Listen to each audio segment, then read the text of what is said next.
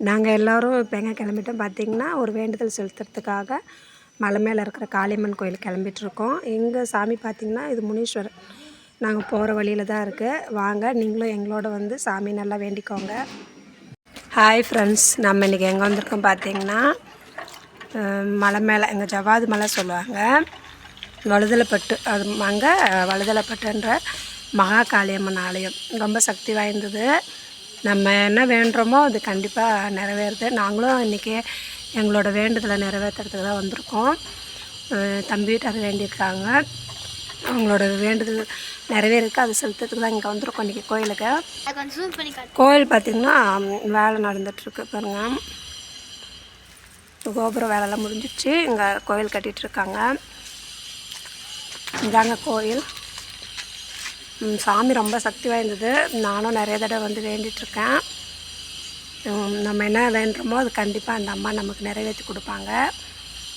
நீங்களும் வரதா இருந்தால் வந்து சாமி வேண்டிக்கோங்க.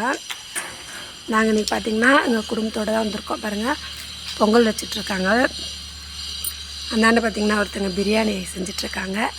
அமாவாசைக்கு வந்திங்கன்னா எங்கள் கூட்டம் நிறையா இருக்குங்க.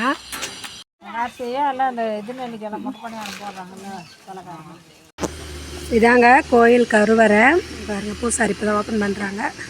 அப்புறம் மதியம் நாங்கள் சாமி கும்பிட்ற நேரம் பார்த்திங்கன்னா சாப்பிட போயிட்டு வந்து இப்போ தான் ஓப்பன் பண்ணுறாரு. இங்கே பார்த்திங்கன்னா சாமிக்கு இடதுபுறமாக லிங்கம் வச்சுருக்காங்க. ஏன்னா இப்போ தான் கோயில் கட்டிகிட்ருக்காங்க. இது பழைய கருவறைலாம் அப்படியே தாங்க இருக்குது. மாற்றுல கோபுரம் மட்டும் கட்டிகிட்ருக்காங்க. பொங்கல்லாம் வச்சு முடிச்சிட்டோங்க. சாமிக்கு வந்து படையல் வச்சு சாமி கும்பிட்றோம். இவங்க தாங்க மகா காளியம்மன், ரொம்ப சக்தி வாய்ந்த சாமி. நீங்களும் வேண்டிக்கோங்க. சாமி கும்பிட்டு வந்தாச்சுங்க. சாமிக்கு பொங்கல் வச்சு இல்லைங்களா, அதுதான் எல்லாேருக்கும் சாப்பாடு இதில் பழம்லாம் போட்டு எல்லோரும் கொடுத்துட்ருக்கோம். இந்த வீடியோ உங்களுக்கு பிடிச்சிருக்கோன்னு நினைக்கிறேன். எனக்கு உடம்பு சரியில்லாதப்ப அந்த அம்மனை பார்க்குறதுக்கு அனுமதி கிடச்சிது.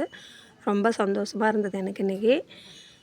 எல்லோரும் வேண்டுறது கிடைக்கும்னு நானும் வேண்டிக்கிறேன். நீங்களும் வேண்டிக்கோங்க.